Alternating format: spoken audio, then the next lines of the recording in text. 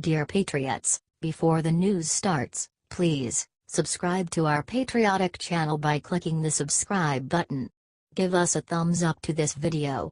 Don't forget to leave your opinion below in the comments section. Share the news on Facebook and Twitter so you friends see it. Thank you. Sarah Huckabee Sanders eviscerates Obama for trying to take credit for Trump's economic boom. Obama angered Americans everywhere when he announced that he was going on an Asian-speaking tour, shortly after President Trump. But that's not all Obama did. During a climate change summit in Chicago, Obama tried to take credit for the incredible growth we saw in the economy since President Trump was elected. Obama claimed that the economy loved his climate change resistance. As we took these actions, we saw the U.S. economy grow consistently.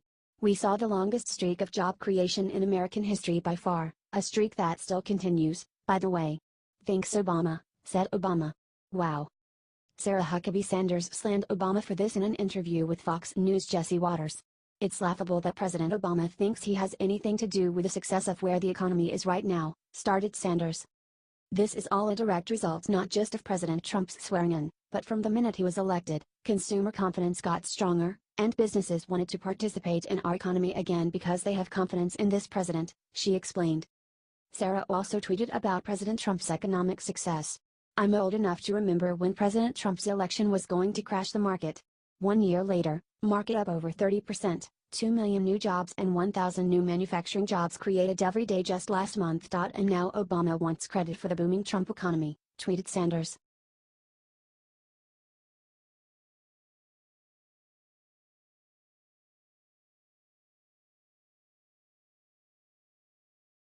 James Woods crushes Chelsea handler for calling Sanders a whore with disturbing video from handler's past.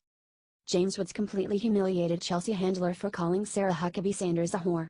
That harlot that they're dressing up and trolloping out every day? I mean, one day she has no makeup on at all, the next she has 6-foot-long eyelashes, she's got cleavage and summer whore lipstick all over her face. Can you believe what they turned her into? A proper trollop, said handler while describing Sanders. Handler did not apologize for her mean-spirited attack. She actually doubled down, sharing a video of a Sarah Huckabee Sanders makeup tutorial. The video was meant to mock her appearance. When Handler was confronted with the fact that she is being a very bad feminist, Handler justified her behavior by saying that Sanders is pure evil. While many people are upset over her attacks on Sarah Huckabee Sanders, James Woods hit Chelsea Handler in the most brutal way possible. He showed a clip from her past. A very humiliating clip of her being urinated on. This person berates the character of that Sarah Huckabee on a daily basis. Hashtag Chelsea Handler human urinal, tweeted Woods. Mike Huckabee commented on Handler's attacks on his daughter as well. She seems like a very angry and bitter person. Look, she's almost as old as me. So this is at a point in her life, she needs to start mellowing out. And she seems to be just in a rage. The sad thing about it, she boasts about the 2 abortions she had at 16. I think in many ways she's jealous of my daughter, said Huckabee.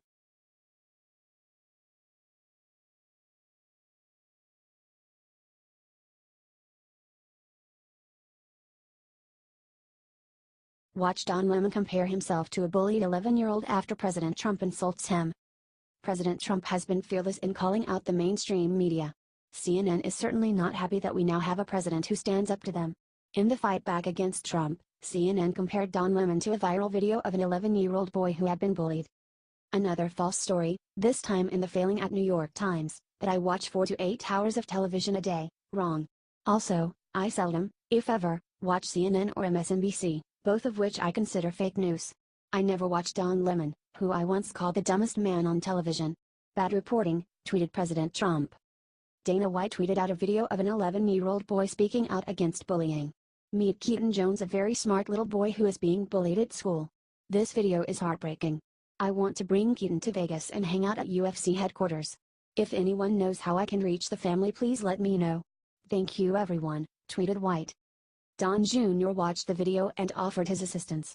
This boy is incredibly brave and the video really got to me. At Dana White, if he takes you up on your offer to see UFC headquarters, I would be honored to host him and his family at our place if they need somewhere to stay, tweeted Don Jr. So how did CNN respond? In a world where bullies torment kids on social media to devastating effect on a regular basis with insults and name-calling, it is sad to see our president engaging in the very same behavior himself.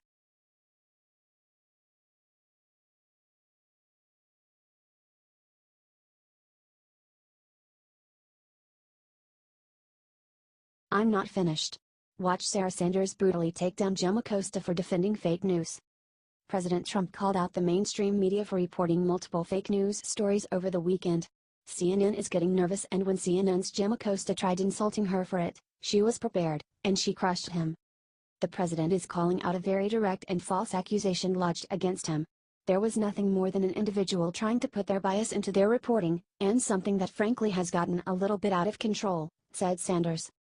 We have seen it time and time again over the last couple of weeks. A number of outlets have had to retract and change and rewrite and make editor's note to a number of different stories. Some of them with major impacts, including moving markets. This is a big problem. We feel it should be taken seriously, said Sanders. Jim Acosta tried to argue that all of this fake news was simply honest mistakes. Sanders was prepared. There's a very big difference between making honest mistakes and purposely misleading the American people. Something that happens regularly. You cannot say that it is an honest mistake when you are purposely putting out information that you know to be false, or when you're taking information that has not been validated, hasn't been offered with any credibility, and continually denied by a number of people, including people with direct knowledge of an instance, said Sanders. I am speaking about the number of reports over the last couple weeks. I am stating that there should be a certain level of responsibility in that process, said Sanders.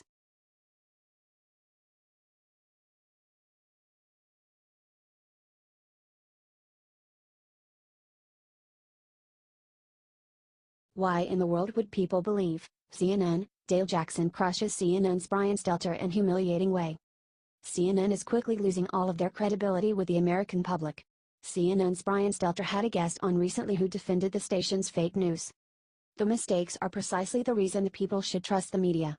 The worst mistakes that press organizations have made in their coverage of Trump has precisely occurred in their overzealous effort to be fair to the president, explained David Frum. However, Brian Stelter met his match when he brought Alabama radio host Dale Jackson on the air. Why in the world would people believe the things that are said if it's always negative over and over and over and over again? That weaponizes the term fake news, asked Jackson. The bottom line is this: people don't trust you guys, and the reason they don't trust you is because you are constantly telling them they are wrong, they are stupid, they are racists, and then we're saying, hey, listen to us, you wrong, stupid and racist people. It's not going to work. They don't trust you guys, said Jackson. Stelter seemed offended by this claim. When you say they don't trust you guys, I think what you mean, Dale, is there's a percentage of the country, primarily conservatives, who for years and decades have just trusted the press, who do not trust mainstream reporting. It is not a majority of the country, argued Stelter. Even though the facts would disagree.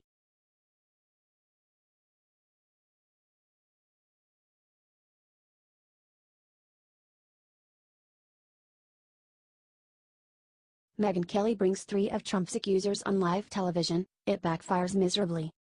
The mainstream media is getting frustrated over Democratic celebrities and politicians being forced to resign over their treatment against women. The media is trying their hardest to paint President Trump as a sexual predator.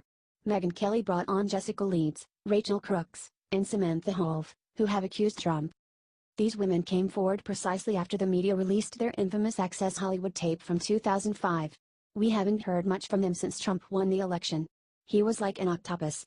His hands were everywhere, described 75-year-old Jessica Leeds. It was so inappropriate. I was so upset that he thought I was so insignificant that he could do that, described Crooks. It was the dirtiest I felt in my entire life. He would step in front of each girl and look you over from head to toe like we were just meat, we were just sexual objects, that we were not people, described Hove. However, not everything went the way Kelly planned. Not only did the women have no proof, but the White House released a statement providing strong counter-evidence.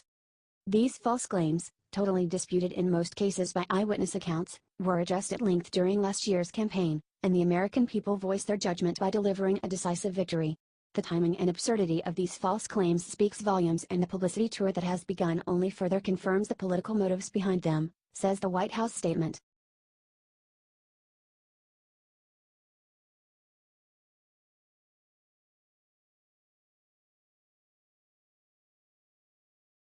Parents of NYC suicidal terrorist launches attack against the police for mistreating their son. Abdullah is the main suspect behind Monday's failed suicide bombing attempt at the New York City Port Authority bus terminal. Allah was then taken to and treated at the Bellevue Hospital. But according to Allah's family, the police were too hard on their terrorist child. We are heartbroken by the violence that was targeted at our city today, and by the allegations being made against a member of our family. But we are also outraged by the behavior of law enforcement officials, started Albert Foxconn, the legal director for Care writing on behalf of the Ella family. Who have held children as small as 4 years old out in the cold and who held a teenager out of high school classes to interrogate him without a lawyer, without his parents, said Khan. These are not the sorts of actions that we expect from our justice system, and we have every confidence that our justice system will find the truth behind this attack and that we will, in the end, be able to learn what occurred today. Thank you for your time, said Khan. Although 5 people were hurt in the explosion, there were no deaths and every victim is expected to make a full and healthy recovery.